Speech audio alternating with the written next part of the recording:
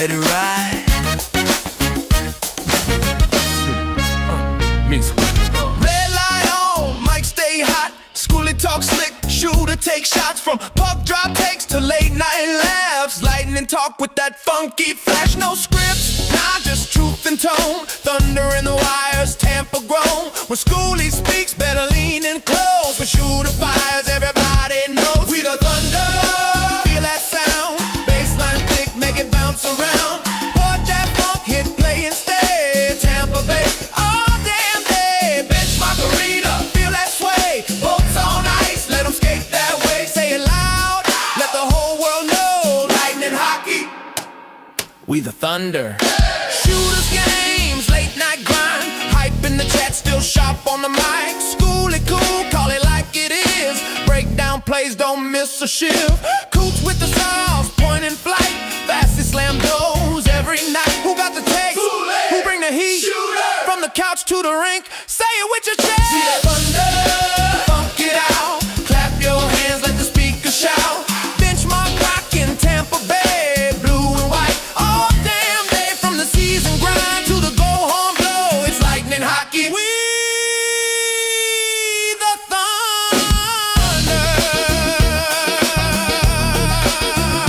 We the thunder. We the thunder. Woo. We the thunder.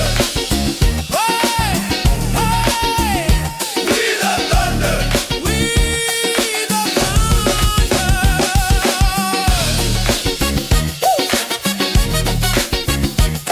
Welcome to We. Thomas, you do the thunder sound effect. A thunder. My name is Rob. My friends call me Shooter. You can too. Holster that shooter, stalker, or I'm putting you right in the ground. I don't know what that means, Schooley. That guy's Thomas Schooley. I'm pretty sure I'm the only one that calls him the Professor. Sometimes maybe good, sometimes maybe shit. You don't know what you're going to get with him. So we'll see. You look like you're Olivia Newton-John and Let's Get Physical. I was over here, waiting. video from the 80s. You didn't say anything before the show about the bandana, which is not normal. But I'll tell you who will recognize the bandana. Any of the people that I play hockey with, the bandana is, some would say, my signature look, Thomas, because remember back when you met me, my hair was long. And didn't we talk about it a couple weeks ago when we were winning Stanley Cups? I had long hair. Carly's not on board. She's not on board. But I do need a haircut. But when I started playing, or when I had long hair, that's when I started wearing the headband, and I could never let it go. Like I never felt the same without having that headband, even when I like cut all my hair off. So anyway, if there's anyone from hockey out there, they're going to recognize me. Thank you for saving your rude comments for the show. all I keep thinking is let's get physical. Physical. Right. You're gonna make me take it off. I'm feeling self-conscious. All right, we've got a great guest, but we're also let's tease a little bit. We're giving away a Stadium Series jersey. I don't know if anyone heard, but we're giving one away next week. We also gave one away last week. So I will drop that in the chat later. We'll talk about that. Thomas Schooley just went to Block Party Live. Spoiler, who's the guest? Jake Gensel. Jake Gensel. We'll talk a little bit about that. We don't want to spoil too much. It doesn't come out till next Wednesday. And then we're going to talk a little bit about what we know is going on with the Stadium Series. It's so close. There's not that much information out there, but we've kind of gathered what we've seen and what we know is going on. And 11 days. 11 days. There's a video circulating. It's only circulating in my phone, really, but maybe I'll post it.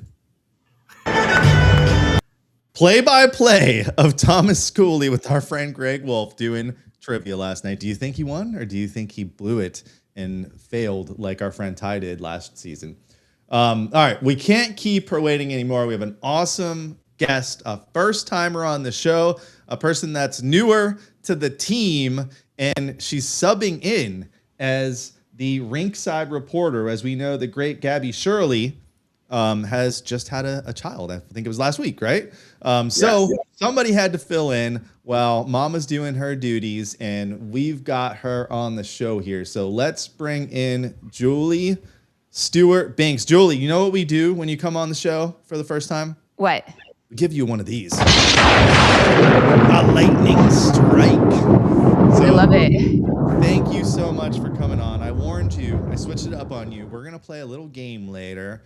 This show's known for, they call me Shooter. We play some shooter games on this show. So we're going to play a little this or that. I teased we're going to do underrated, overrated. We changed it up last minute on you. That's the kind of curveballs you get on this show. I love it. I'm a big fan of improv and just figuring it out. So this is right up my alley. Perfect. That's how this show was born, and pretty much operates on a weekly basis. So, I mean, you're here in Tampa now. We first saw you on our TVs. Was it this month that you started? First game was December 28th. So pretty much this month. But yeah, what a whirlwind. Yeah. It feels like you've been here for a while. I mean, we watch every game, so we've seen you plenty of times now. You're doing a great job. You've got big shoes to fill because you are substituting for someone that does a phenomenal job in Gabby. But we're curious. Like, we don't know much about you. Are you from the Tampa Bay area? Is this like you're new here? You're moved here for a couple of months? Like, what's your impression of Tampa? What do you know about Tampa? And how did you get the call? Everybody wants to know how did you get the call that you were picked to be the sub? I have seen a previous video with you with Coop during an interview after the Stanley Cups, asking him if he eats the same meal every time. So you were familiar with Coop. You've done Stanley Cup things, but how did you come to be here? Well, I love these questions because I know how intense fandom is, where when someone leaves, like like when someone's not on a broadcast and something changes, it's like, okay, who is this person coming in here? Like the immediate instinct is to hate them, right? And that's what I expected. But first and foremost, I just want to thank all of the Bolts fans who have been just so kind, welcoming, supportive, and it's been like a real nice breath of fresh air. I've been in the industry for way too long. I don't want to say it, but it's about 15 years. That's kind of showing my age right there because I'm obviously not 15 years old. And so it's been really like a very positive experience. And so I got to this position by Gabby getting pregnant, really. Like that's why I'm here. That's why I'm here because a baby was born and somebody had to come here. But basically, like I've been doing hockey, like covering hockey since I guess I've done the OHL days. People know I've talked a lot about being at Braden Point's first ever skate in Moose Jaw because I used to be a reporter out in Saskatchewan. And then I was Anaheim Ducks sideline reporter for 3 years. I also did the LA Kings when this was out in LA. And then I've been in New York for the last 8 years. If you're doing your math, it's like, oh my God, is she like 100 years old? Pretty much, yeah. But I've been doing like the New York Rangers, which has been, let's just say, a little bit of a different story than things going on in Tampa, especially right now. And so I have known the Lightning for a while. As you mentioned, that video of me at this video that you're referencing is me talking to John Cooper at Media Day when it was the 2022 Cup against the Avalanche, and I asked him what his pregame meal was, and he said part of it swims, or like part of it's in the water and part of it's on the land. And I was like, my mind was blown. I was like, what is this sea horse type thing that this man eats before like a game? He's rolling the dice on this. And then I'm like, gosh, I wish this wasn't live. Like, I'm so stupid while I'm doing this with him. Like, it's obviously surf and turf, I imagine. Like, I was like, wow, this guy is so crazy. He's eaten I don't know what before Stanley Cup game.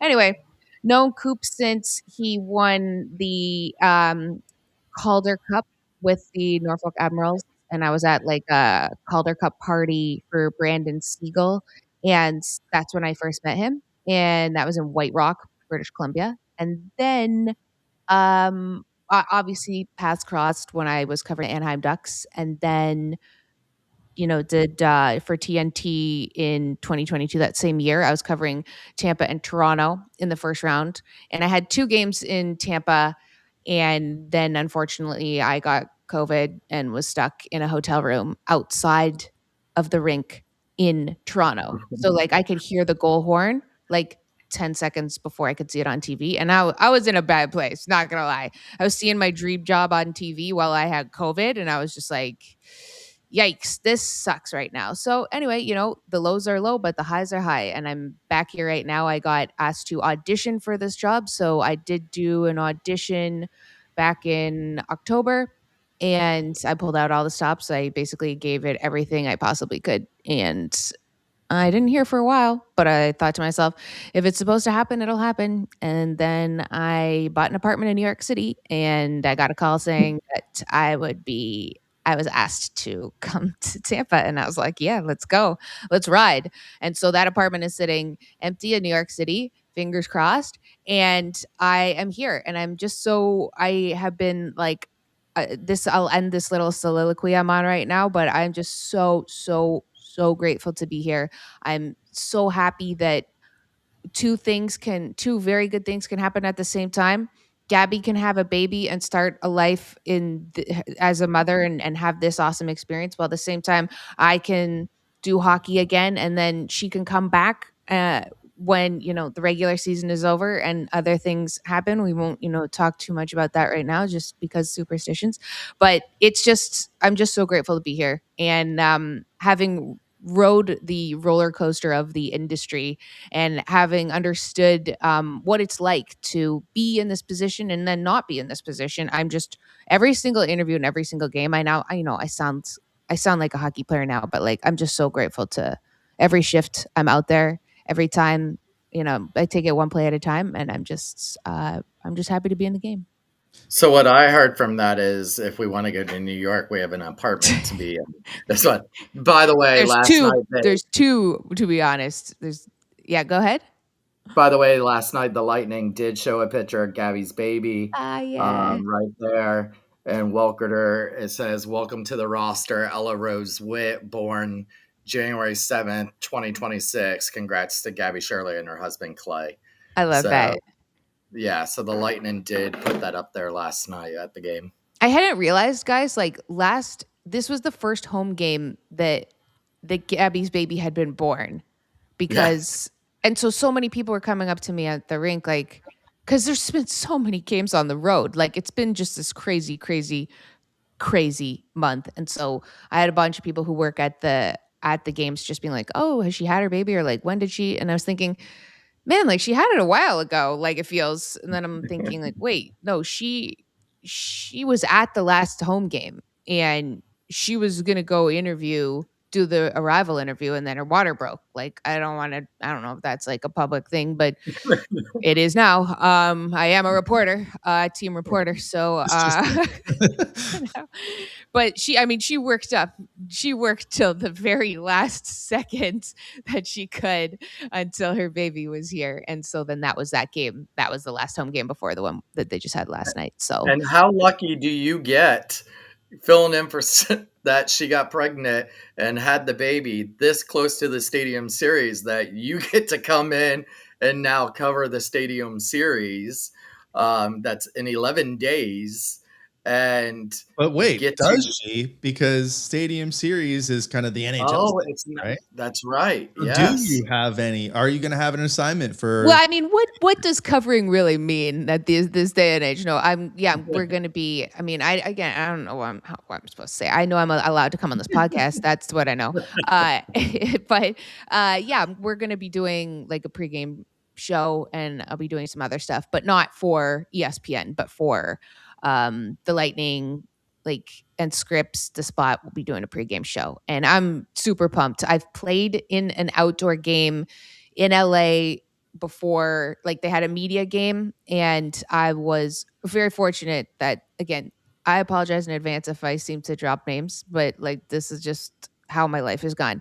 When Luc Robitaille asked me to play in the game, and I'm like on a line with like Cuba Gooding Jr., and I remember being like, I'm obviously dead right now, because it's not real life. Like, and we're at Dodger Stadium, and we're on skates. like what? And it was definitely, we were guinea pigs. So I saw what it was like, and I think that like the NHL has obviously done a lot of science and a lot of work to get like the ice right, to get everything right. Like we've seen like Tahoe, we've seen everything, and I believe that this is like, I just see like, a chemist, like a crazy mad scientist, like we're gonna get it right. Like this is how it's gonna be. And I totally am very excited to see how much work they put into it. But like everyone, they've said they put the most work into this outdoor game than ever before. And so it's I think these are, I mean, I'm just really grateful that this just sort of happened to be, I happened to get swept up in this incredible world of which is the Tampa Bay Lightning hockey, which includes the Stadium Series. So, and it's Gasparilla, which I've never been to before, and I'm learning a lot about. I'm going to tell you the same thing Greg Wolf told Jake Getzel tonight, because Getzel said he's never been to it either, but he's got some buddies and family coming in town for the Stadium Series, so he is going to go check it out. Pace yourself.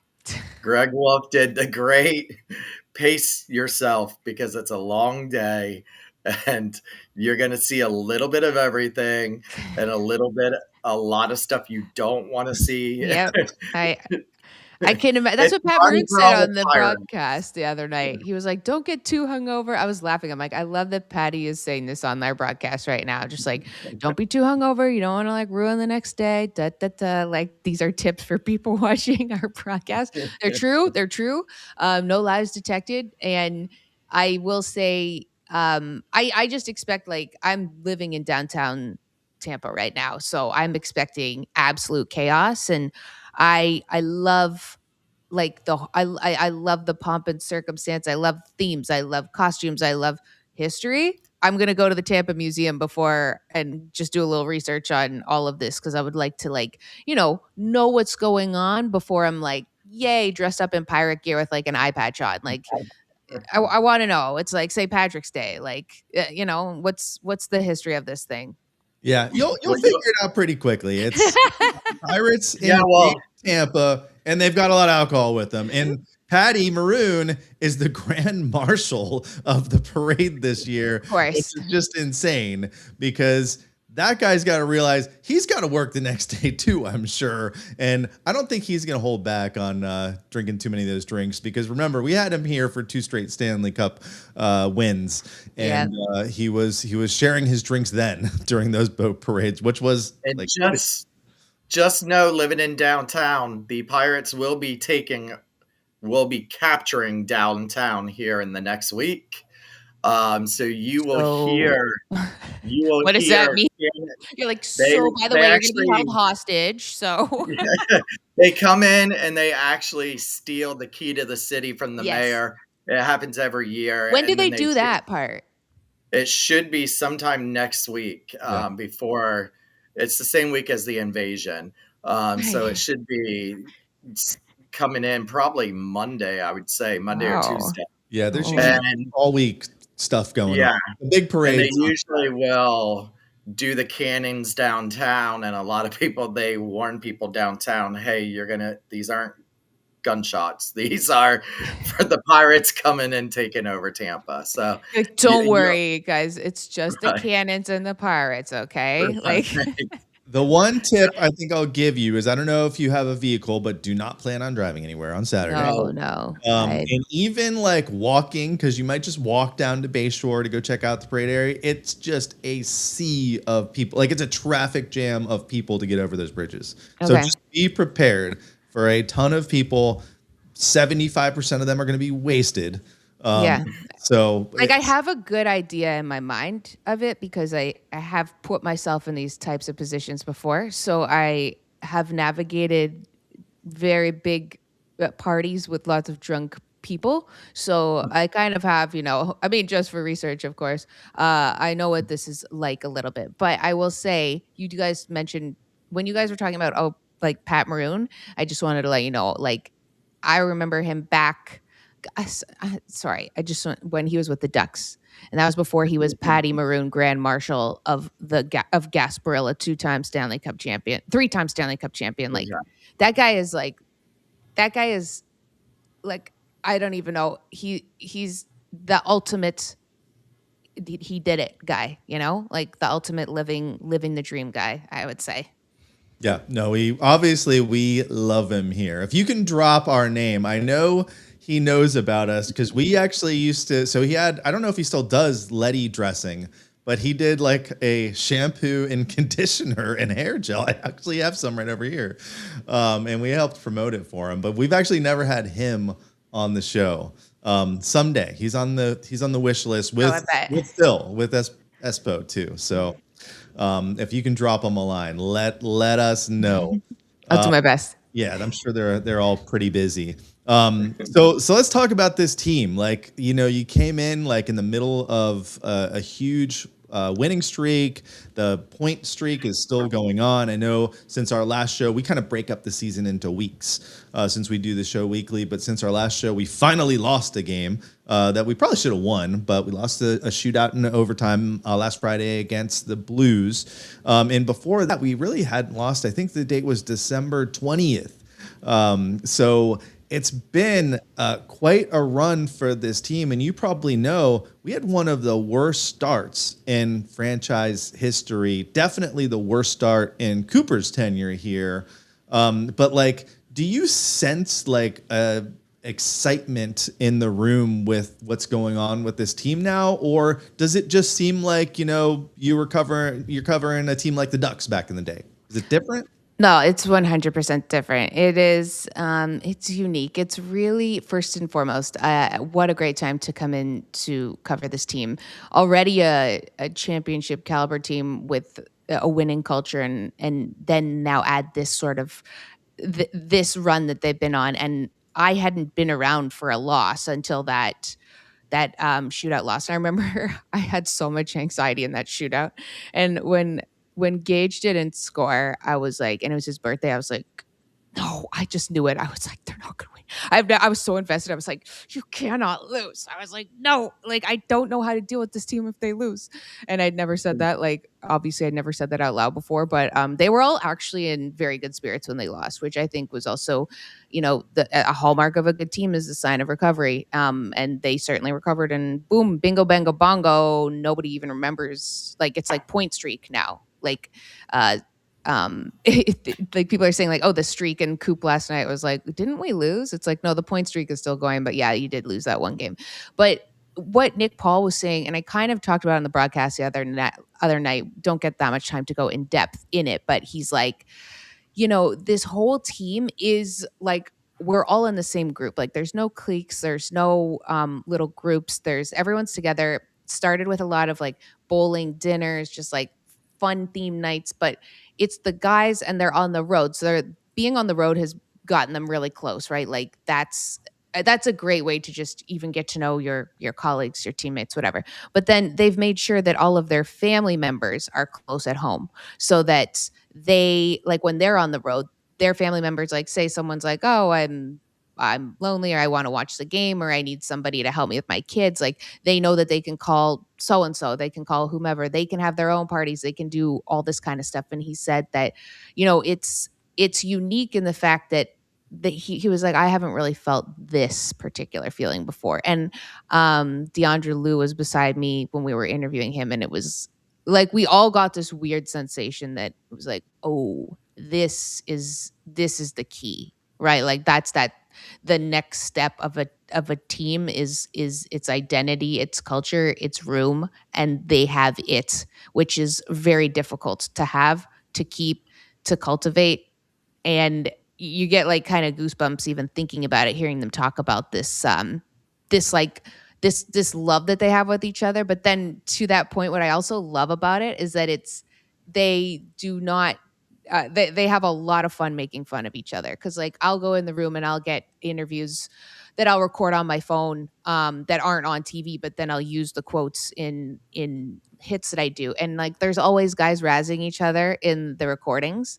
Like every single recording is someone. I was talking to Max Crozier about Dom James, and like Eric Chernak's just like, that guy sucks. Like he's obviously making a joke, or like Nick Paul, is razzing Gage about his haircut all the time, and Gage's like, we go to the same barber, and they're just everyone's razzing each other. It's like this fun jousting that's going on, and then I wanted to tell this little bit, but like we'd interviewed Jake Gensel a few times, and it had actually started to be like kind of a lot, I guess, at that point, because it'd been one game, the first period against the Blues, where he was all, that period was not great, and he had like 2 decent chances, I think. So it was like, who do we talk to? Jake, I guess. And then the game against Dallas, I asked for him because he scored the goal right before the intermission. And I was like, okay, Jake, because like I talked to Hags in the warm-ups, and it was kind of like, okay, like we try to spread it out a bit so you're not just talking to the same guys all the time. And then Jake was just kind of like, oh, like he didn't want to do the interview. And he came out and he told me afterwards, he was like, hey, don't sorry, I wasn't like mad at you or anything. And it was such a unique moment to have a player come out and be like, I'm so sorry that I made it seem like I didn't want to do the interview. I was like, oh, dude, I don't care. Like you could tell me to F off. Like, and I'm just doing my job. You're just doing your job. Like, we're just 2 dogs that are just hanging out. Like, we're not fighting or anything. And then Kucherov came out when Jake was like doing his cool down. He's like, hey, Jake, like the cameras are over there. You got to go over there. Like then I realized it had become like a bit, that like they all knew that he didn't like to, or was, had got in a moment of like not wanting to do an interview. So those little things I think are just, I love seeing them. And I think that like we're not like telling trade secrets or anything. It's just the guys all feel comfortable around each other, and that's it. That's the key. How much of that do you think is from the coach? Cooper's been here forever, longest tenured coach in the NHL. Do you think like a lot of that is from his footprint on the team and how he kind of runs the show? Or do you think it's just like these guys just have chemistry? I think it's 100% Cooper, because it's like you take the cues from the coach, right? Like, and that's what they've all talked about, is just like the calm, confident demeanor. Doesn't get too high, doesn't get too low, doesn't yell. And even when they were tied 2-2 against St. Louis, and like, he's always rocking out to Mr. Brightside, but he's on the bench and it's like a tight game. And it's like, it's going to go to overtime, and he's jamming out to Mr. Brightside. And I just remember thinking like, okay, that right there, you take as a player, you're not gripping your stick too hard. You're going to be out there. You're going to be loose because your coach is loose, because it's kind of like I don't know, it's like a kid looking at their parent in a way. Or like, I think to use a dog analogy again, it's like dogs can sense a lot of different things with people and how they act. And if you're skittish around a dog, like it's going to feel weird. Right. So, I think that's just, that it's an overall vibe from him down. And that, I mean, you could put that up against any other team. Like, it's not like, that's the variable that is different with this team, is the fact that that's the type of coach you have, and that coach doesn't exist anywhere else in the NHL. And that's why this team is different from every other team in the NHL. Today, I don't want to give away too much of the block party, but Jake Getzel was asked about Coop today, and compared, and he said that Coop is just an amazing coach and can read any room and adjust to any room he is in. And that he is such a great coach and knows how to speak to them. And another thing he said, and we had talked about this a couple of times, I really think this team is doing so good because it's so mixed with so many veterans and so many young ones. And Gensel, who they brought up, was the leading scorer in the playoffs his rookie year in Pittsburgh, and he wins the Stanley Cup. And he says, he had leadership from Crosby, Malkin, and Letang, and now he's part of that guys that are helping with the younger guys. It's him, Cooch, and all these veterans. When you have a team full of all veterans, you're not really teaching too much, although he does say that Cooch does teach him many things still. But when you have these younger guys and there's these players that look up to them who they've seen play before and actually helping them, you could have another Gensel who ends up being your scoring champion in the playoffs and everything else, like Gensel was back his first year. Yeah, I think that's a great point. And I think that you have those veterans, and then you also have the whole system that the Lightning have, right? With Syracuse. And that's why you see so many guys come up and do well. Like with Chucky coming up doing well. We just were mentioning Dom James, like, Declan Carlisle as well. There's so many guys that have come up, and it's because they know this is the exact same system that they're playing. And that is already like 500 steps ahead of so many other teams that don't play the same way. Like they can kind of come in, and there's not as many hurdles to have to learn to adjust to, because you're playing the same system. So then you immediately have that kind of confidence. So like, I think that's why when you mentioned you could see a guy have like a pop off in a year, because they're given such a great environment to do so. And when you look down this lineup, like there's just so much quality on every line. It's not like when you look at some teams and you look at some lineups and you're like, oh my Lord, like they can barely string together two lines. Like this line has like The Sharks. yeah, like sometimes, I grew up in a city that has not seen a lot of happiness outside of, inside of hockey.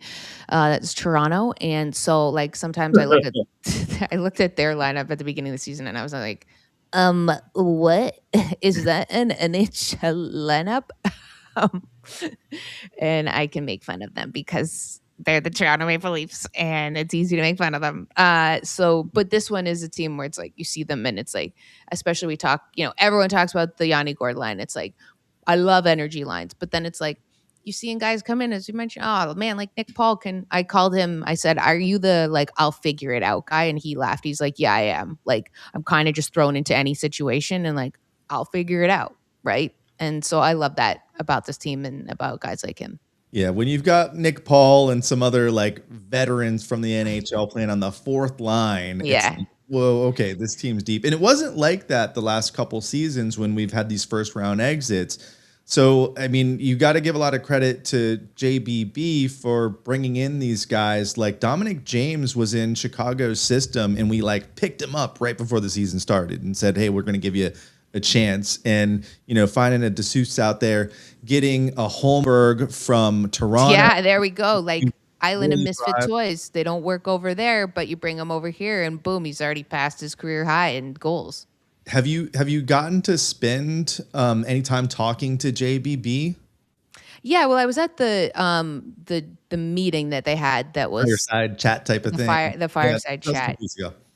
which was great. I mean, that transparency and the openness for us to really ask any question we wanted to was remarkable. And I was interested in that at that time because of the timing with Team Canada, because I asked them a question like, so when you're in the room and you're trying to figure out Team Canada, and you're all sort of, I said, is it kind of like a jury where you're deliberating? And he was immediate to say, and I kind of like, I know it's not a jury, because it's not one or one thing or the other. But he was like, yeah, it's not a jury because it's not, guilty, non-guilty, or a plaintiff, defendant. It's like 8 different things. He's like, imagine like people are in there and they're trying to, like, you do have to vocalize why you think a player should be on the team, why you don't think a player should be on the team. And he's like, you do have to have good arguments, right? So like think about that.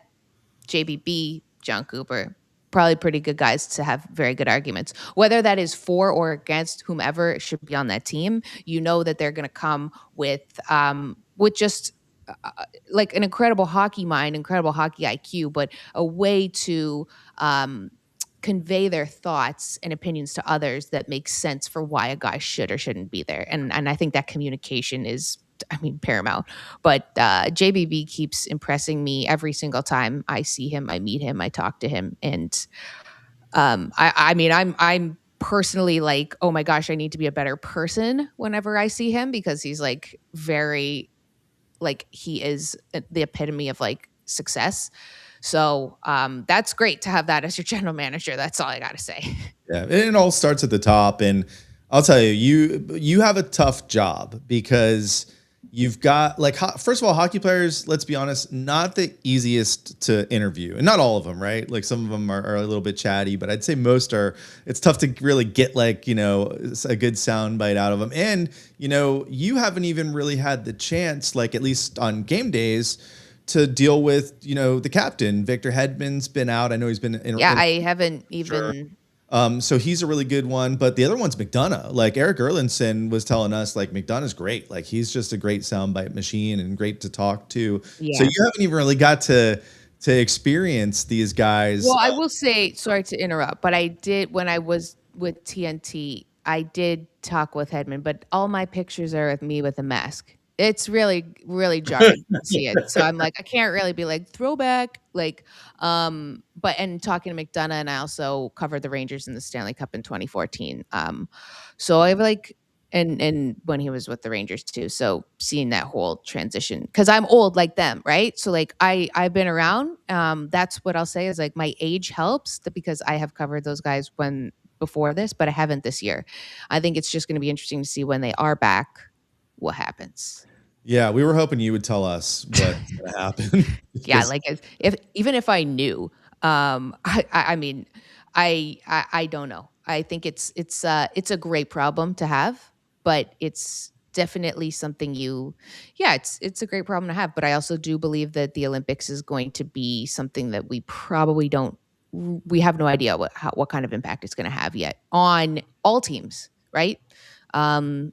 And so I think that adds like it's really great the Lightning are on the streak right now. And Coop has said it so many times, like we have to have this streak because everyone is winning in the East. Like you look at the standings, it's like, what?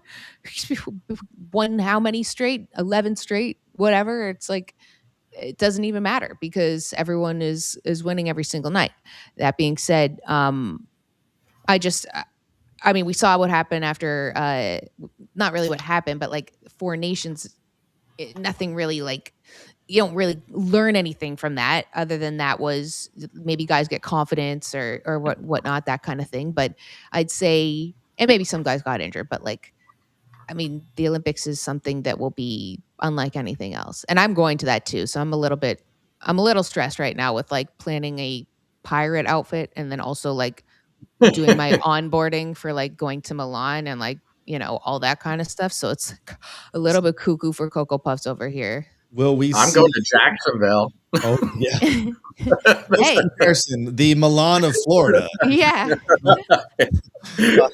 So will we see you on any American broadcast covering the Olympics? I mean, if you do, someone has made a horrible mistake. I am covering for CBC, but you'll see stuff social. I'll be doing a lot of social stuff. So I am going to be covering Coop and, all those guys from Team Canada. So that's a nice sort of connection to the Lightning side of things. And then also all the other, I mean, there's so many Olympians. I have tons of stories that I can't wait to tell in some of these different broadcasts coming up. One on JJ Moser in particular, which I've been trying to get into the broadcast for the last 5 games.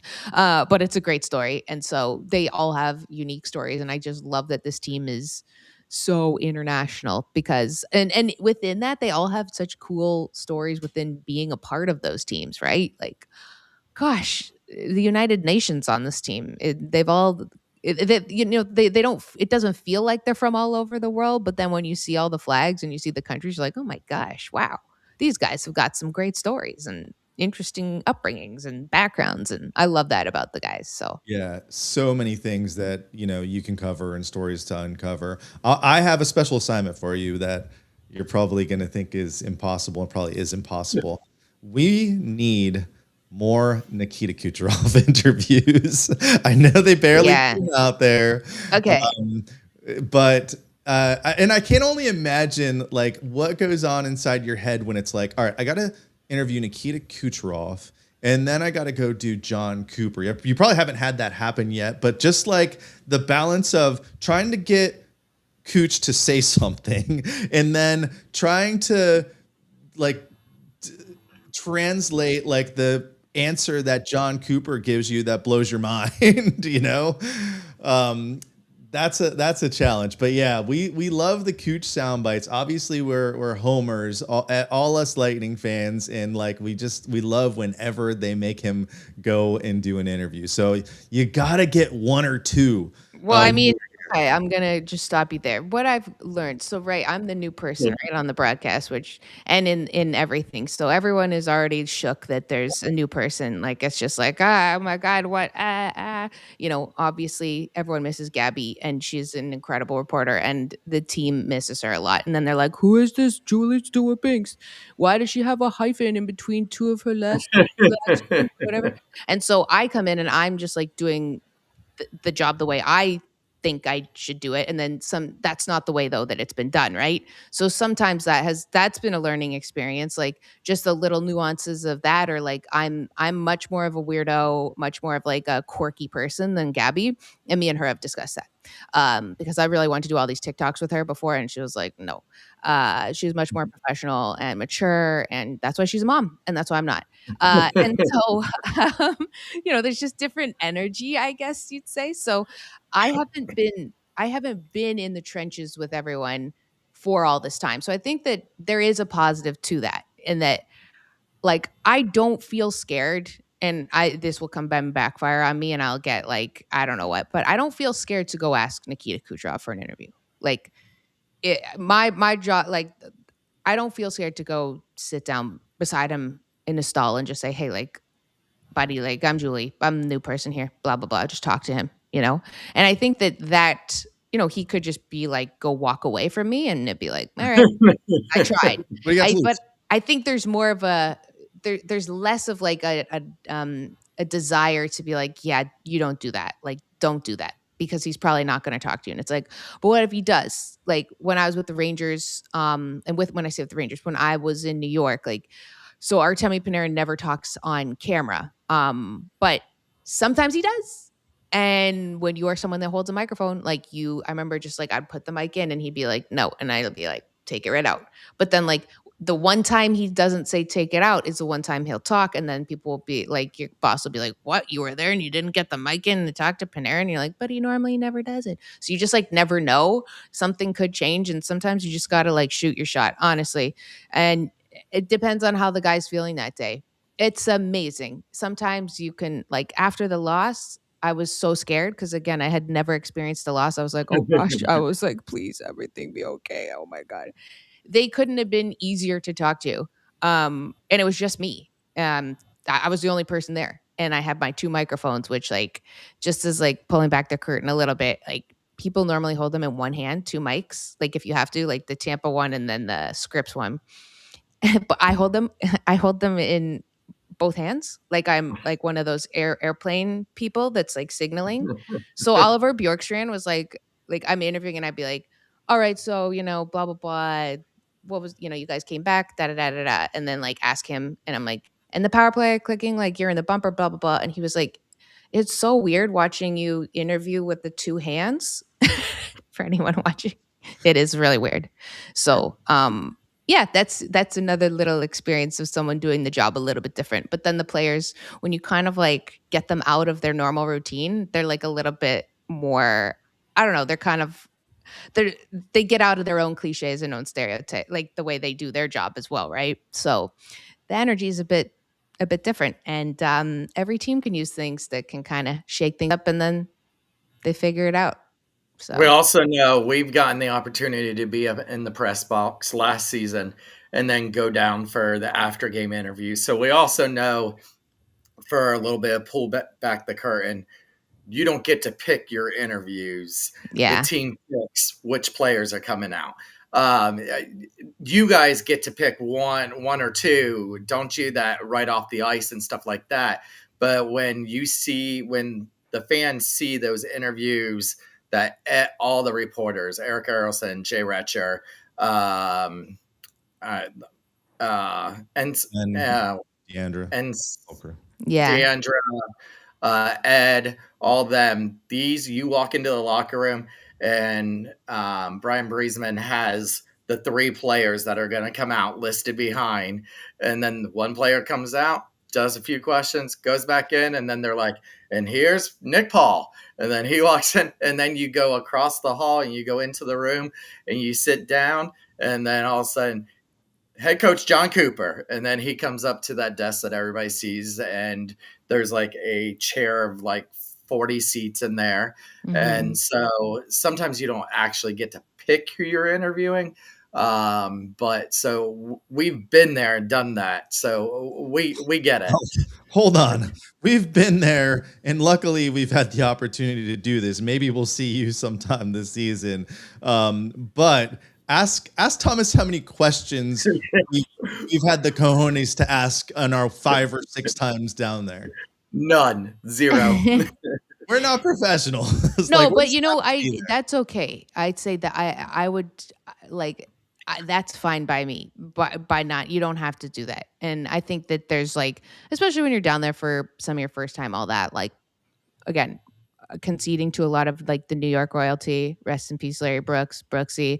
You know, I'd always like let him go first. All that. But when I came here and I was like, everyone told me like, you asked the first question. I was like, damn right, I asked the first question. Like, I'm going to. I'm not scared. And that's like Coop in the first interview at press conference. I was asking the second question, and he was like, "Wow, coming in hot on your first day." And I was like, First "Well, day. yeah." Yep. I was like, "Well, yeah. Like, this is this not the assignment that I freaking flew all the way from New York and left everything for? Like, I don't know." I was like, "I'm not supposed to ask questions for this job. This is it." But I'd say one funny nuance of the job. So on the road, we get to pick. I'll pick like who I want as the walk off, especially if it's like an overtime winner, shootout winner, whatever. And it's always been like great vibes. And then, but at home, it's always the first star, and it's never Kucherov. Will never do it if he's the first star. But the funny part is like say for instance, last night I interview Hagel on the bench, and then we go in the locker room, and then we interview Brandon Hagel again, and it's me asking the first question, and it's kind of one of those like you bump into someone again. It's like, it's funny to see you here now again. So, and then I just asked him a different question, like, which was last night was like, you know, when you and Jake were kind of passing the puck back and forth with that empty net, you know, what were you thinking? And he was like, I was thinking I knew it wasn't going to be a hat trick, but like, he's like, I don't know if like Jake knew that, like, you know. They did talk about that on. Yeah, well, if you were in your seat during the intermission, they did announce during the intermission of the score change.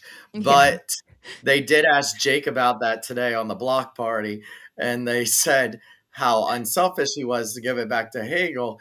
And then Hagel gave it back to him, and then he gave him a look like, listen, motherfucker, don't send this. Don't give me this back. They said, you even look like you were curving to the corner so that he couldn't give it back to you. Yeah. And he's like, yep. He's like, absolutely. I bet in the back of his mind, he's like, if I score this goal, half these people are going to think it's a hat trick and start throwing their hats. I was one of them. I was too far to throw my hat. Okay. But you know what they do, Julie, is they do a massive, really great sale on hats when they get home hat tricks. And honestly, it never happens, right? Like we usually get one a year. We got Gensel earlier this year. I bought half the hats in this team store. But like not just me, everyone's running down to the team store, and the poor people at the team store are like announcing it wasn't a hat trick. Yeah. I know. And there's just this gasp of people are like with their new hats in their hand, and they're like, am I going to pay $40 for this hat? You should split the difference in that situation. It was like, yeah, we were all a little bit confused, you know.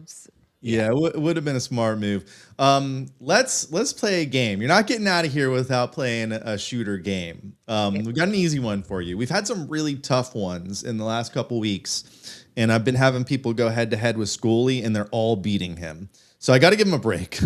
And we're going to do this game with you, and I think you're going to do really good at this because you know your NHL. Way to just instantly make me go in under those expectations. There's no wrong answer. Oh, okay, great. I love these kinds of questions. You could like piss off some Lightning fans, but nope, not doing that. so this is it's fun, Julie. I do it all the time. Go ahead. Instead of over or overrated, underrated. We're doing this or that. So I'll give you 2 options, and you will tell me what is JSB. Can we call you JSB? Yeah, sure. That's your Twitter, right? Like it's at JSB numbers _ TV, but on TikTok it's JSB. Yeah, you know me. So that's what it kind of feels like. Nice. That flows more. Also, I realized when we talked about JBB, I should tell him my nickname is JSB. That will be my next line to start a conversation. I'll be like, "Hey, we kind of have the same thing going on," and he'll be like, "Great." No, we That's don't. funny because we had Nigel Kerwin on here one time, and when we said JBB, he's like, "Who's JBB?" And so I said, it's Julian, and he goes, "Really? That's what people are calling him?" He's like, wait, now it's everywhere. But Yeah. originally, when he first started with the team, nobody called him JBB except for the rest of us because we couldn't get Breeze Ball out, so it quickly became a JBB thing, and now it's been rolled with. But it was the Tampa fans that named him JBB. I like hearing that lore. All right. Are you ready? Yes. Let me see if I need sound effects. No, we don't need sound effects for this. All right. We talked a little bit about the Olympics coming up a couple weeks. Last year we had our 4 nations tournament. So the question is, moving forward, because the Olympics is always up in the air with the player agreement and whatnot. Olympics or moving forward with a NHL best on best similar to the 4 nations moving forward. Oh, way to just put a very controversial question out there. No, I would say it's let's do both. Ooh, okay. Because nothing will replace the Olympics. Yeah, and you only got it every few years. 4 years. Yeah. All right. Well, I say Olympics if every country is allowed to participate. School. Yeah, and that's if something else happens in the interim, I think. Yeah. I'd love to see our Russian guys in the Olympics. Yeah, they would smoke everyone else. Like, well, you're Canadian. You're really going to say that Russia would look at some of the teams. Some of the projected Team Russia lineups. It's like, oh wow, yeah, that's just some random person putting that out on Instagram, and it's like 20-1. It would look like a lopsided all-star game. Vazzy, definitely. Yeah, the goalies would be crazy. Bobrovsky. Yeah. Yeah, we didn't even talk about goalie fights yet on this episode, which is ridiculous. We had the first one in like 4 years. All right, let's keep it going. Biggest threat to the Bolts in their division. We'll start with Red Wings or Canadians, who they're right behind them. I think the Habs maybe, but I'm not really sold on. Yeah, Habs. Mm-hmm. All right, let's move on to the next 2 then. Panthers or Leafs? Oh, like as in opponents? The biggest threat in the division. And threat as in those 2. Oh, I mean, like I say Panthers because I think this rivalry has just gone to a whole new level just this year. And I think I don't think it's stopping. So I think that's their biggest threat, even though are they lower in the standings in the league? Everyone's log jammed, but yeah, I think that they are. I don't really put a whole lot. Okay, so I think I know what you're going to say then. Let's narrow it down to Panthers or Montreal Canadiens. Biggest threat to the Lightning to displace them in first place. I think it's going to be the Panthers are not great right now. Like, I guess I would say them still just because of their pedigree and the people they have on the team and because of this crazy rivalry between them. To displace them, I still think Tampa wins both of those fights, but I still think that I just keep seeing Brad Marchand's face when I'm just thinking of this, and I think, yeah, that guy's gonna still haunt a lot of people's nightmares for a while, more so than anyone on the Habs. So I'll say Florida. A bit of a pest, that guy. Yeah, but I'm glad he's on Team Canada. We won't go with USA for Canada this or that. We'll skip that question. And by the way, I don't want to speak for all of Bolts Nation, but if you end up going to get a job in South Florida to cover the Panthers, you're dead to us. Just there's probably no other team that we would say that. Oh, honey, I ain't going to South. is- I ain't going to South Florida to cover the Panthers. Don't worry. Okay, You mark good. my words. All right, this one's gonna be tough for you. As a proud Canadian, McKinnon or McDavid? I think McKinnon. I just think his overall game. I would pick him. I like his defensive game big time. Even though the Bolts absolutely you know silenced him. I think he's got a lot of dimensions to it. They also silenced the next one I'm going to give you. Celebrini was in town last night, but this is a pretty good one for Team Canada. Celebrini or Bedard?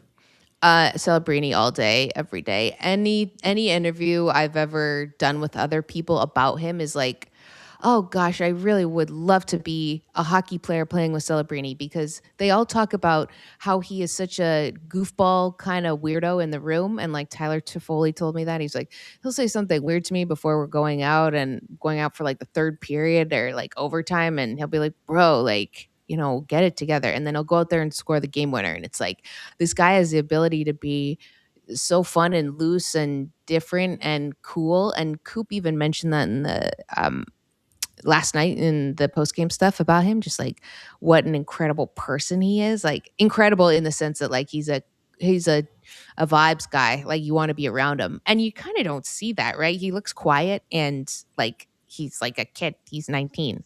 But he's also so good at, obviously he's an elite player, elite puck battles, so good around the net. Like it's just, again, though he was held off the score sheet. So how elite is he really? But yeah, I pick him over Bedard.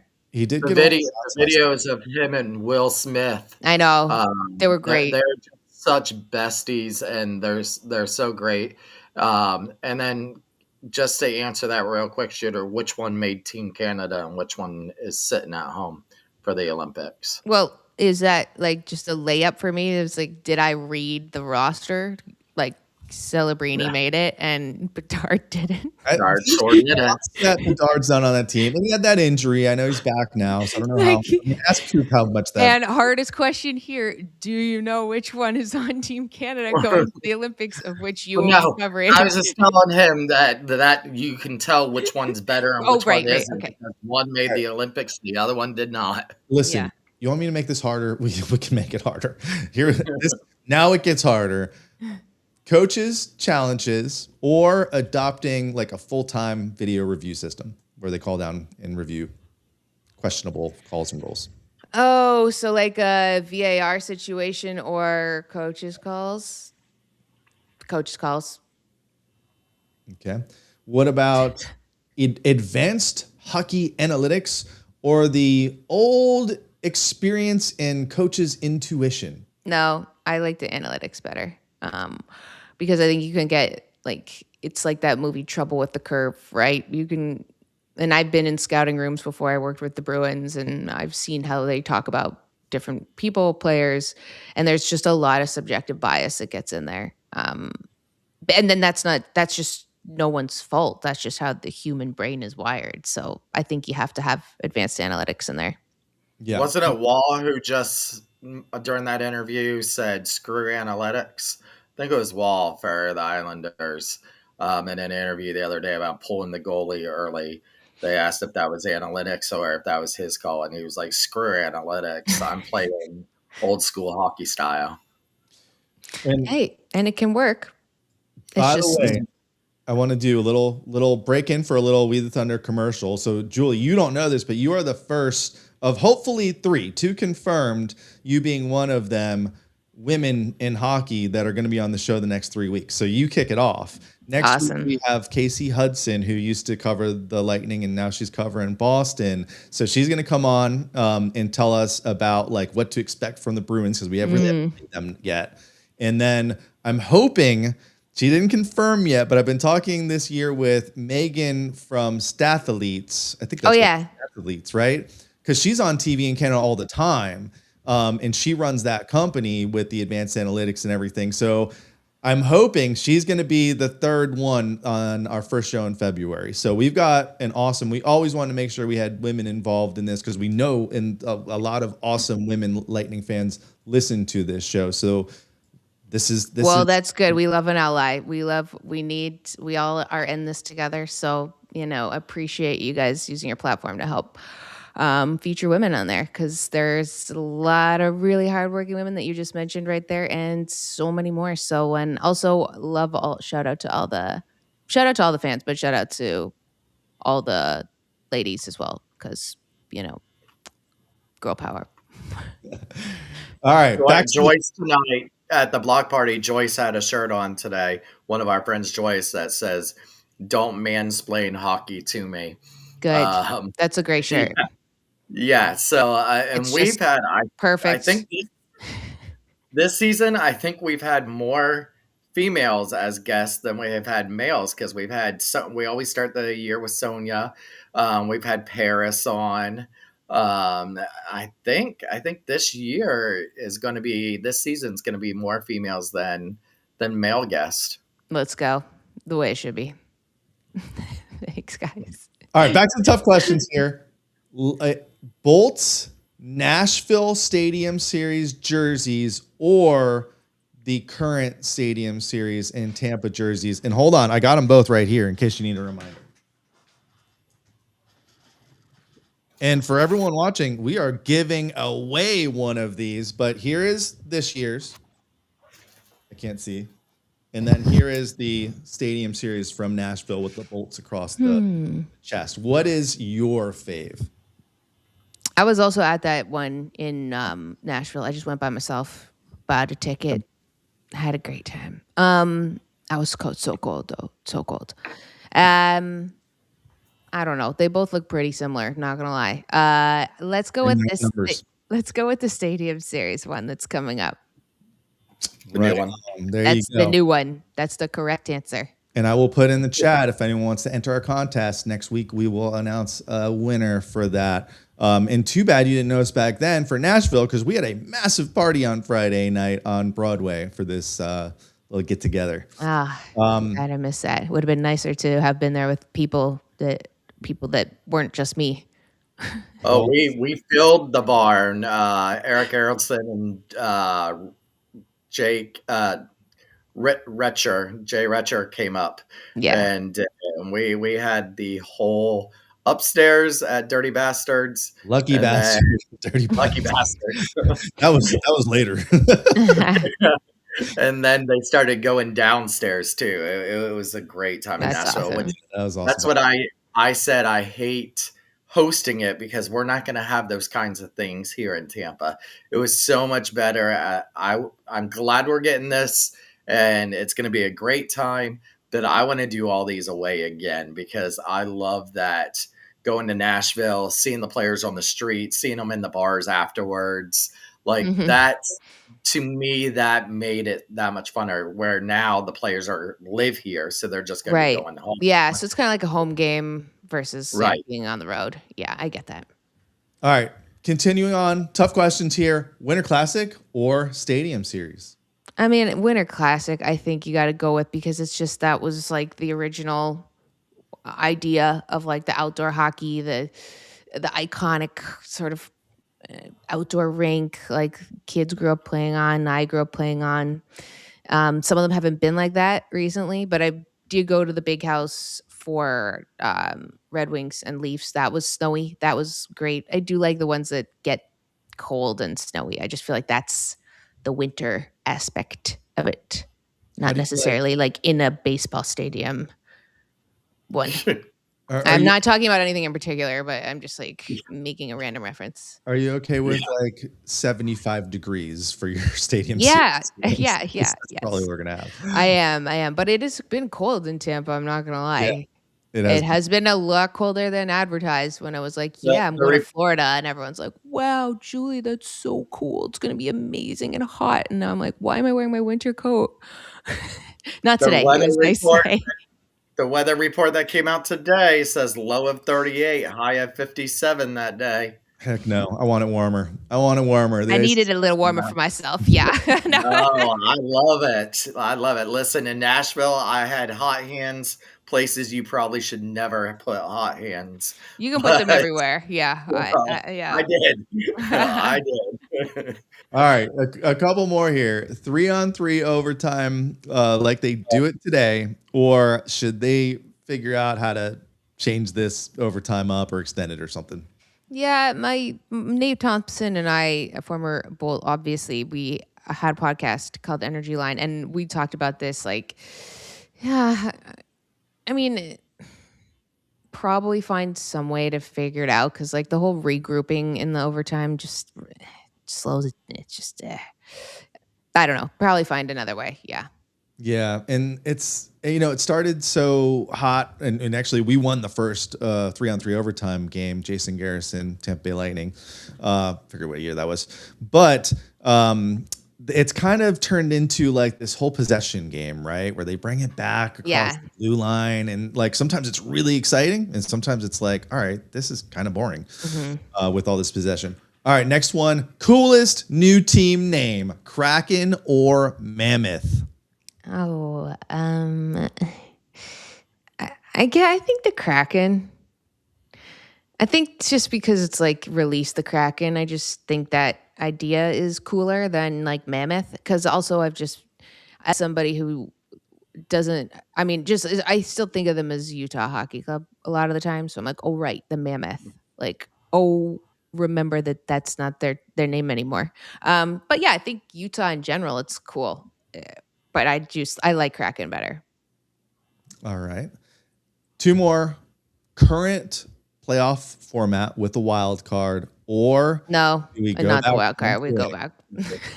There- why do we keep playing this game with these wild cards? Everybody No. wants 1 through 8. Mm. Can you make a call? Yeah, I mean, no, I can make a call. I don't think it'll be picked up. That's certainly for sure. They'll be like, "It's Joey calling again." Gosh, no, yeah, I think that there's a lot of people that would feel that at this point, especially how the way things are, it's like, man, just a 1 through 8 would be great. 1 through 8 would be great. That's By the way, that was asked to Jake Getzel tonight, and he agrees that he wants to go back to the 1 and 8. And he said how some rivalries won't see that, but he compared the top 3 teams in the Western with Colorado, Minnesota, Yeah, and Dallas, and 2 of them are going to be out in the first round. I know this is absolutely banana sandwich. It's like, horrible. what are we doing? Last one. NHL expansion, or do you think we're just fine as is? I would say we'd be fine as is, but I do know the people of Quebec are really hammering for some action. Atlanta first. And the people of Atlanta are also clamoring for action. But those people in Quebec, All right. I So know because I've grown up with those French Canadian people clamoring all the time. That I was going to throw that back to what was it they wanted to separate from Canada joke, but that would be a deep cut that would really not work and not land, obviously. So yeah, I think they're going to expand. I mean, you can't not, right? It's like no one's fine as is. It's like, hey, could we do something different to our house? It's fine as is. But you're like, why not we just change things around a little bit, right? We Well, could just add Atlanta's something already here. building a stadium. Atlanta is supposedly already paying, Well, that's you have to why, have it, right? For them to be like, yeah. okay. That's why Bettman came out and said how much the new price tag would be for a franchise. But I believe the 2 first ones will be Houston and Atlanta. And he's already said you got to announce 2. You can't do just one again. It's going to have to be in pairs. So I think it's going to be Houston and Atlanta will be next. That seems like a lot. I dislike the expansion draft already, and if you're gonna make me do 2, It's a lot. Will really dislike it. All right. Hey, we have overextended you way past. I when would we- say that is correct. Yeah, That we is are- correct. No, but it's been So, great. if you find us at Gasparilla, Schooley's full pirate gear, he'll Yeah. buy you a drink or a soda pop. Um, Yes, that'd no, be great. seriously, thank you so much. It's been cool to kind of see and hear another voice on the TV. And hopefully maybe we'll bump shoulders with you if we go up there sometime this year. But you've done a great job. Looking forward to seeing what else you got for us, and have a great time covering. I guess you're covering more Canada, huh? Up over in Italy. Yeah, but it's like, yes, I am covering Canada. But I mean, they have to like compete against other nations, right? Yeah. So, and also stories come out that are great. Like that's what I love about working with CBC. It's just like if there's a great story, we cover it, and that's what's awesome. It doesn't matter what country they're from or whatever. Just good story. We want people to know about it. Especially, those are the great gems of the Olympics where you're just like, hey, I had no idea that like that woman was 9 months pregnant and she won that archery, gold in this. And you're like, from what, like all these crazy things from around the world. It's really quite amazing. That's what I love about the Olympics. Is just people doing incredible things, and maybe they reach their dreams and maybe they don't, but we can all relate to it because we've all had a dream and maybe we've gotten it or maybe we haven't or we've had to adjust. And I just love how it can connect to people at home. So that's like my biggest love with the Olympics. But I will want to say thank you so much for having me on, for letting me get to know you guys, letting me get to know some more of the fans. And don't worry, guys, Gabby will be back. So just remember, I'm a short-term rental, and then I am out of here. You can just kick me right out. But that's the one nice thing about being like the new person is like, don't worry, I'll be gone. You're like the substitute Listen, and teacher. just so you know, it's not. There's some people out there that wouldn't mind you staying. Well, only I've if they been keep this like point streak up. I'm sure it'll be like they I've won't been let me leave. I've been getting some messages while we've been on, and that's why I've been looking down at my phone about how they like you here. Oh, wow. So Thank you guys. I mean, Any messages about my bandana? no. I think it's cool. What? It's got like a dodgeball vibe to it. Yeah. So let's go. I know you're too young to know who Olivia Newton-John and I am way too young to know who Olivia Newton-John is. I appreciate you guys reminding everyone how young I am to not know that. No, but and also I saw one of the comments from Jason who said you should ask questions in the scrum, and you should, and don't let people scare you from asking questions. I should have said that, and that's what. No, but actually, it's crazy how much help, like, because we've had a lot of those media folks on the show, so they know us, so like they like took us under their wing and they like showed us where to go and all that stuff. So I think we next time we're down. The first time we actually started walking to the locker room, and then they're like, "No, it's the other way. You gotta go get on the elevator over there and go up." And we're like, "Oh, It's all right." it's a confusing building. Yes. Don't worry. I'm still learning all these different things too. So. All right. Well, hopefully we'll see you around. If not, we'll see you on the TV. Great job with the coverage. Everyone, make sure you go follow JSB out there. It's JSB_TV on Twitter. And JSB, yeah, you know me. Is that right? On TikTok, but I'm more of an Instagram gal, so that's also different. It's a branding error on my part, but it's Julie SB_ as my Instagram. That's more my safe space. But I like TikTok a lot too. Yeah, we'll find you. Yeah, you'll find me. I have like a video I made that was to Billy Madison, like in a Tampa Bay jersey. You may or may not have seen this. I made it in 2021 when they went back to the Stanley Cup, and it was like Billy going back to school, and I made it when I was at Ryan Kessler's house for this thing we did, and one of the on the bench guys was there, Oli Pokanen, and so we did a whole video to it. So it was perfect that I had this video of me wearing this Tampa jersey. That's how I kind of like said, yes, I will be going back to Ringside Reporting. I have not seen that, but we're digging that one. I'll send it to you. Right on. Well, hey, thank you so much again. we owe you one for hanging out with us so long. But It's been I great. told you, it goes by fast when you're Yeah. having fun and talking hockey. So thank you again. Looking forward to the scoops and seeing you on TV and the Olympic stories. And we hope you really enjoy your time here in Tampa. It's a great place Thank to you. cover hockey, that's for sure. I appreciate it. And thanks everyone for listening. All right. Thank you, Julie. We'll give her one Thank you, more Julie. strike. That's on- it? Oh, that's not the right button. Strike. Thank you, Julie. JSB, Julie Stewart Binks. We'll see you on TV. All right, Schooley, you and I have some business to attend to. You were on the jumbo. You were pulling your own JSB last night, but answering questions instead. So, no, I saw your comment, Jody. I did not hit my head. Although now that you say that, it looks like I did, and it's wrapped up. I should have put like a ketchup stain right here. When I wear this for hockey, I don't wear the white one. That's why this one's so fresh and clean, because I usually wear like black or gray or blue. He took that from his daughter.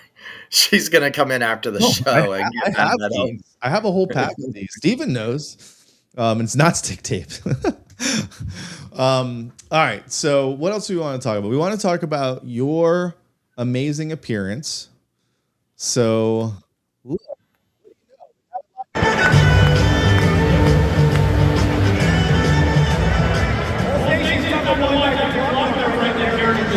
our Thunder Trivia. Thomas here knows the introduction to our Golden Knights and what you, my friend, have yet to be put to the test here with our Lightning Trivia. So you are going to get put to the test here. We have So hold on. At this point, I'm trying to look, you on the Jumbotron. I'm right in front of you. Are you nervous at this? Or are you just like, I'm a professional podcaster basically at this point, and I know I'm Lightning Trivia. Are you nervous at this point? I am nervous. Number one, because Greg was like, "Don't fuck this up, Schooley," and then also just being on the jumbotron, and I was told so. I got told I was going to be doing its BFL Boat for Life trivia. So I was told by my rep that I was picked for the BFL trivia and that Blue Crew was going to contact me. So Blue Crew texted me and Rob was sitting with me. Shooter was sitting with me last night. And the text said, "We're going to come during second intermission. Please make sure you're in your seat by second intermission." And I said to Shooter, I was like, "They do it during intermission?" Like, and he's like, "No, they're just going to take you down there." I said, "Yeah, but they're not going to have us sit there for 20 minutes. So first intermission, right before first intermission, I always run to the bathroom. So, because you guys know the lines there, Shooter goes out usually to the beer garden, and I come back from the bathroom. I'm sitting in my seat, and I get a text that says, let me know when you're back at your seat." And I'm like, I'm at my seat. And then I look around and I see the Blue Crew down at the other end of my aisle. And so I like raise my hand. And so he comes over and Shooter's like, "Well, I'm going to go with you."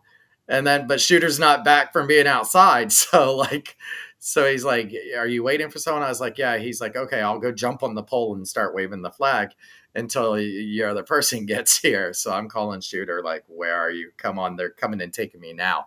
So that's when the nerves start hitting, because I thought we were going to have a whole nother period before this.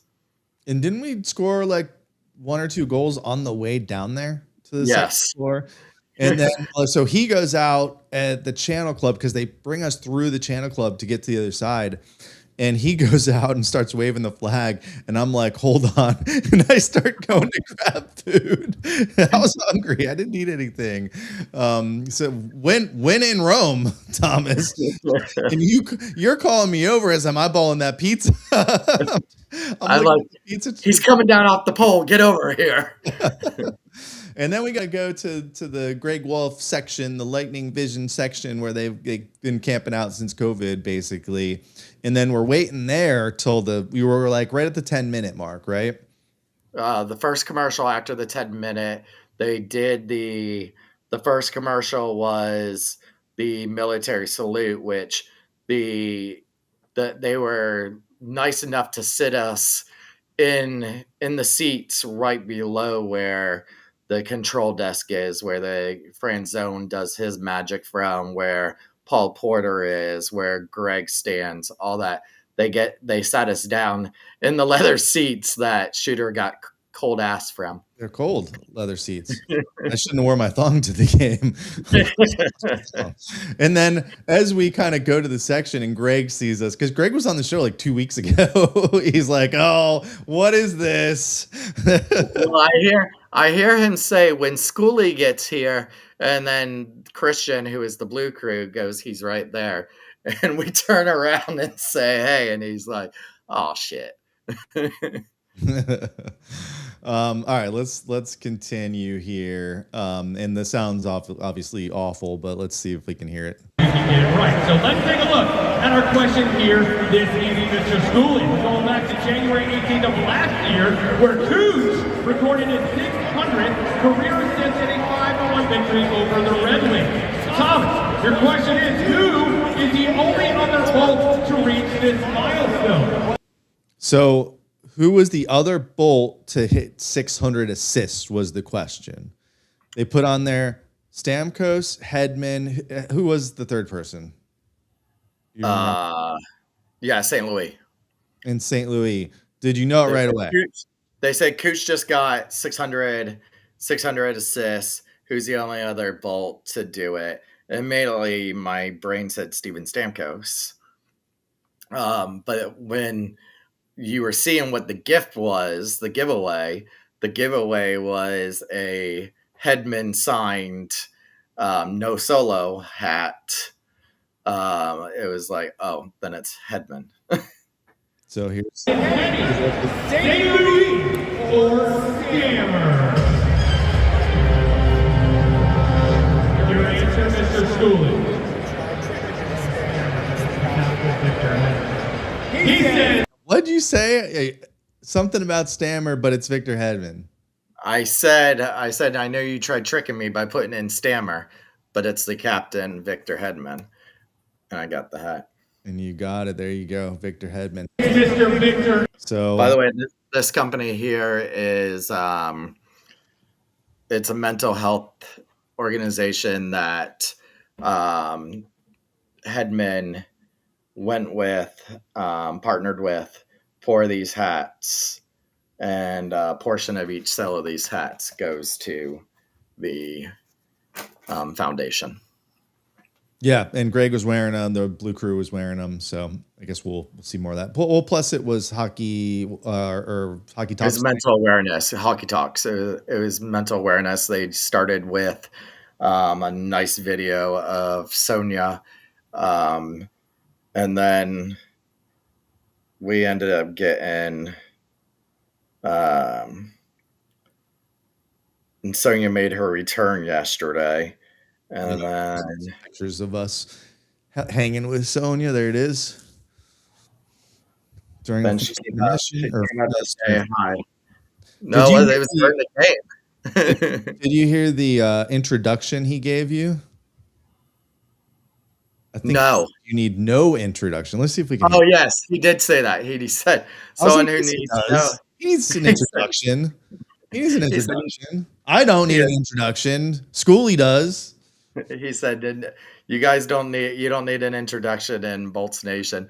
And it was funny because tonight I won the Highlight Cooler at the block party, and they were like, they did the number, and I said, "Oh, it's mine," and he's like, "Come on up and get it, Thomas." Yeah, let some other people win some stuff, okay? How much more do you need? How much more? Serena won the jersey. Serena won the jersey. All right, yeah. So nice job. I would have never let you live it down if you missed that trivia question. And I would have thought Stamkos at first, actually, but keen observation there with the prize and the and everything that went on. So nice job. Way to not let us down. The only thing you could have done better is you could have grabbed the mic here at the end and been like, "We the Thunder Podcast." We the Thunder and Thunderbolts follow. Thunderbolts do, yeah. So, no, it was cool. It was cool that you got to do that. And thanks to the Lightning organization for letting a crazy boy like you up on the pedestal. All right, the show's way too long. What else do we have? Let's talk about Stadium Series stuff next week. It's been an hour and a half. Okay, there is a lot of events. We're gonna at the top of next week's episode, we're gonna go through everything that we know is happening, all the tailgates, there's events beforehand. There's a Friday night event that I think is done by Yingling that somebody's been posting about. It's not. I asked today. It is not. So we'll go through a comprehensive list for people that are asking. We are not doing any event. We're trying to go to the game and have a good time and be fans. Does that mean that we will not have some sort of content as a result of this game? I've got some ideas, but as far as like live same day, maybe you'll see us around, but we're not doing any specific tailgate. We will. I know I'll be stopping at several tailgates to come say hi and do what I do at the Channel Club and steal food. But that's about it. So we will get you the full update next week. And then don't forget, like I had announced earlier, I think we mentioned this last week too, Casey Hudson, who used to cover the Bolts. She used to live down here with us. She's a Northeasterner now. She's a New Englander, I guess you would say. She covers the Boston Bruins now. So she is going to join us next Wednesday. I believe we're going to do 8:00. And We should do a half hour before. Yeah, before that's what we do. So we can talk about the Stadium Series. Yeah, but the reason why I really want to have her on is I don't remember playing the Bruins at all this season. I think we maybe did once, but We did one. We don't know much about the Bruins, and they're having an okay season. They're in the mix. They've got a couple of our old players. Casey covers that team really well. She'll tell us the whole scoop of what's going on with the Bruins, what we need to look for in the big game. And then we'll be back the following week, hopefully with another guest confirmed. Like I said, another woman in hockey. So we'll have the trifecta here. And then we're into the Olympic break. We played them October 13th. It was the third game of the season. We beat them 4-3. It was on the front half of a back-to-back. That was our win at the beginning of the season. That was our one win at the beginning of the season. But they're a pretty decent team. They've managed to kind of get these veterans and put together a team that's got a little bit of chemistry. Will they stick and make the playoffs? Only time will tell, but hopefully they will lose on February 1st here in Tampa. All right, you got anything else, Schooley? No, I'm headed to Jacksonville for work. Hold on. I've been saying for the last hour and a half, I'm going to drop the link to sign up for our jersey. Stadium Series jersey is the grand prize here. If you go to that site. Oh, that's sweet. That's better than the other ones they used to give out. Yeah, if you go to the site, you cannot win that cooler, but you can win a Stadium Series jersey. It will not have a name and number, so it'll be blank. You can customize it to whatever you want. It is only a size 54. We can only give out what they send us. So it is a 54 jersey, which essentially is a large to extra large. Stop showing us stuff that we're not giving out. Don't look at his screen. I'm just opening it for the first time.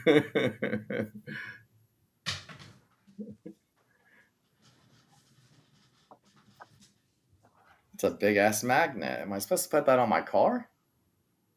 Oh, he can't hear me. Highlight is not a sponsor of this show anymore. That's a magnet. Am I supposed to put that on my car? That's a big ass magnet. Yeah, they don't sponsor us anymore. Screw them. No, don't say that. Management changes. All right. So from us, the grand prize is in here, by the way. You'll get this beautiful box from Fanatics. This has your Stadium Series jersey in it. That is the grand prize that one winner will win. And you've got a good chance. I think there's about 1,500 entries, but still 1 in 1,500 is pretty good. Now, that's not the only thing. This is the other prize for second place. This is a hoodie, size large, and it's basically like a replica of the jersey. It's got the lines on it. It doesn't have the little engravings that the jersey has, but it's a hoodie based off the jersey design. So really cool.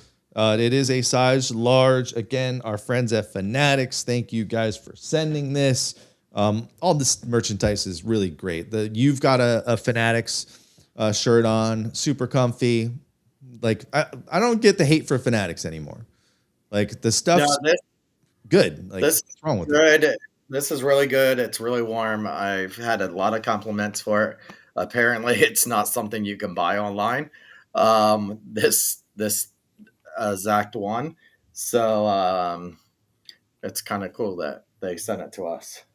We got our jerseys customized last night. We did. Third prize. And I might add a few different winners because we do control this one, which means you get to pick what size you want because we will print them after you win. Our shirts. And this will be really your last chance because we're really not going to have these after the game. So get them before the game because we're going to shut down the website. If you want to get it shipped, it's about $30. They'll definitely get there if you buy them today, and probably up until like Monday or Tuesday, you'll definitely get it before Sunday. They're made and shipped locally. Freeze the Bay. It's got the patch design, the unofficial patch design that we made on it, and then it's also got on the back our logo as the patch design. I don't know how well you can see that, but we're gonna use that logo moving forward sometimes, the little patch, We the Thunder. So make sure you fill that out. You have multiple ways to win. It's following us on different platforms. It's posting, it's reposting. Even if you follow us, we made sure to add some things, and I'll see if we can add anything else for you loyal folks that have been there from the start. So make sure you check Twitter because that's where I will post that we've added more options, but there's like 12 different ways to enter. So go and do that if you have not already. And then we have that set to end on Thursday next week where we will have some winners. So thank you, Fanatics, for giving us the chance to give out some of your awesome merchandise for the big game. Cool. Yes, absolutely. All right. We will see you guys next week with Casey Hudson. Anything else? No, let's get out of here so I can eat my Japanese style egg salad sandwich from 7-Eleven. Too much information. All right. Good time, guys.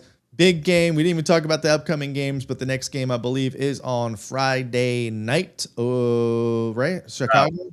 No. Well, I know we play Saturday because I'm headed to Jacksonville for work, and Sarah's talking about meeting up and watching Saturday's game. Oh, yeah. Friday, Chicago, Saturday, Columbus, Monday at home against the Mammoth. Sergachev. There you go. So that's the upcoming schedule, and we'll be back to talk about all those games on Wednesday. Hopefully, we will keep the streak going, the point streak, and right up until the Stadium Series. But we'll talk about everything that happens between now and next week, next Wednesday. Until then, this has been We the Thunder. Don't forget to be the Thunder. That's it? That's it. Yeah. From the Bay. Turn it up real smooth now. Schooley, Shooter, let it ride. Let it ride.